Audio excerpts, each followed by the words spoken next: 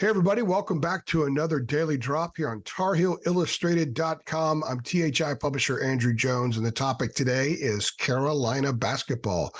The Tar Heels are coming off a fantastic week where they routed Tennessee before Tennessee went on a run and kind of scared some Carolina fans a little bit. Heels held them off, scored 100 points against what at the time was the number one adjusted defensive efficiency defense in the nation. By the way, several days before that, they beat Arkansas by 15 in the Bahamas.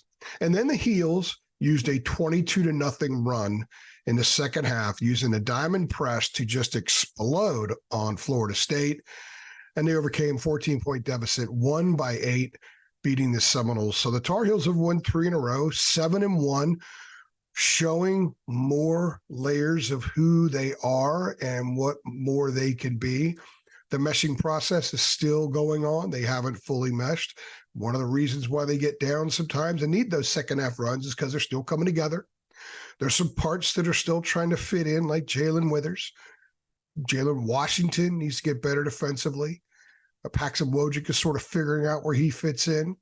And Elliot Cadeau continues to get used to playing with RJ Davis, who told me on Saturday after the game he's getting used to playing the 2 with Elliot Cadeau out there. Okay.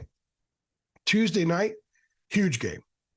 And I think one of the reasons the Tar Heels were kind of in the first half, really the first 24, 25 minutes against Florida State, was because Wednesday against Tennessee was a big deal.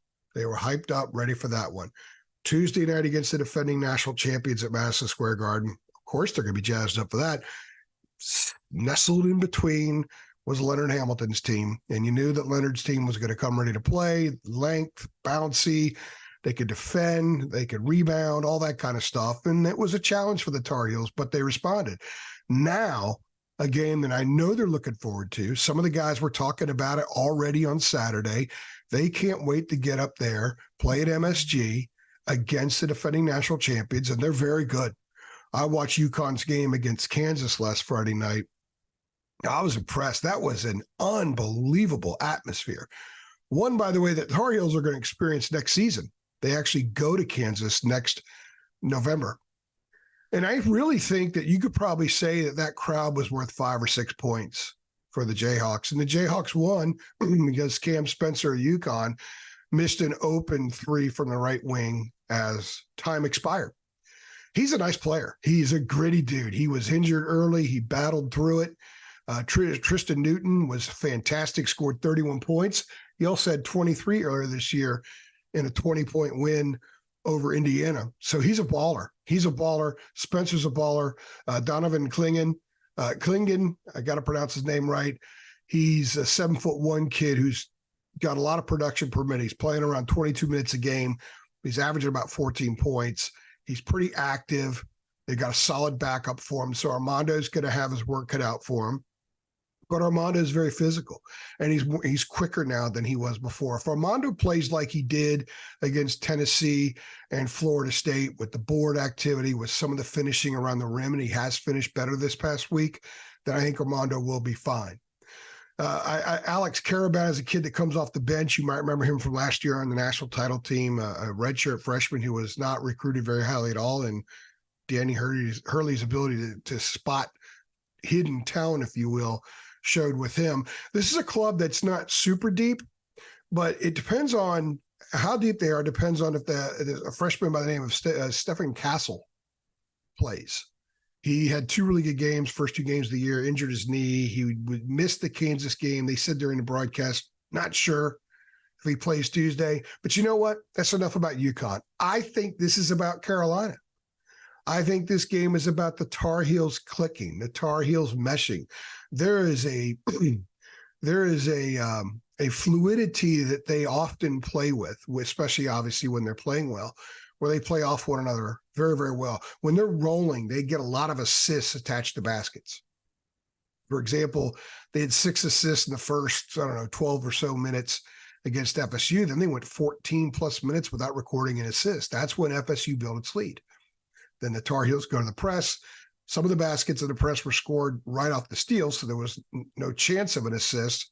but they had 7 more assists the rest of the way. So I think that's the kind of team the Tar Heels need to be in order to beat UConn. Yeah, they need to bruise.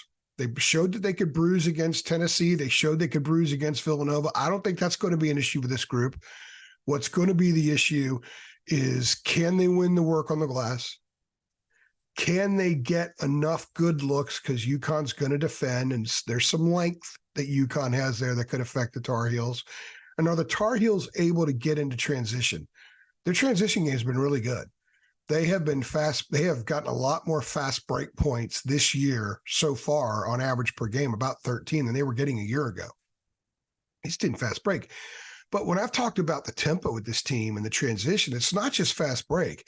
It's how quickly they get good looks in the half-court offense. And they're going to need to do that against UConn.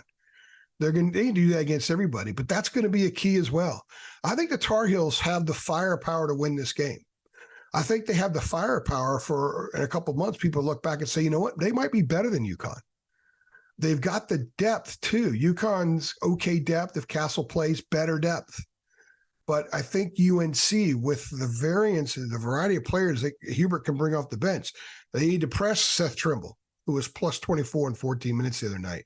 If they need to go a little bit bigger, you've got Withers, who is a bully, and he's still meshing, guys. Some people were asking me about him the last couple of days. Don't worry about him. It's early December. The guy's still meshing. Give him time. And then Jalen Washington, the kind of production he can give them in stints coming off the bench. He's 14 of 16 from the field this year. So as far as production on offense goes, he's been really solid. He's had some trouble defensively. That'll come with time. So I'm looking forward to this. I can't wait to get up there. It's always fun to cover games at MSG. Cormac Ryan, by the way, New York City native, has never played a game at MSG. So this will be his one chance, certainly as a college player, to play up there. And if you don't remember, this is the site of the Ohio State game last year where Pete Nance hit the shot at the buzzer to send it in overtime, and the Tar Heels won. Armando was really good that night. I think RJ was really good that day too. And so that was the best non-conference win they had last year, that or Michigan. Neither one of those teams were very good. So this is a big opportunity for Carolina. A lot of people, I think, are starting to believe, they're starting to sense that there could be something very interesting with this team down the road. I don't think win or lose Tuesday night will fully determine that, but we're going to learn some stuff. And if it's not a great game, Tar Heels don't play well, they're going to learn some stuff they need to fix. And if they play really well, we'll see how it plays out. We'll do the video afterward and we'll talk about it, but it's a great opportunity. It's a great opportunity to really generate some buzz with this team. And I think this team is, to steal a Jacob Turner term, for lack of a better word, is buzz-worthy. We'll see how much so Tuesday night. Don't forget, I'll be doing 3 things from Madison Square Garden Tuesday night. So make sure you come back. Check us out for that. That will serve as Wednesday's Daily Drop. And then we'll be back rolling with the Daily Drops on Thursday and Friday. Jacob and I have a basketball show to do this week and a football show.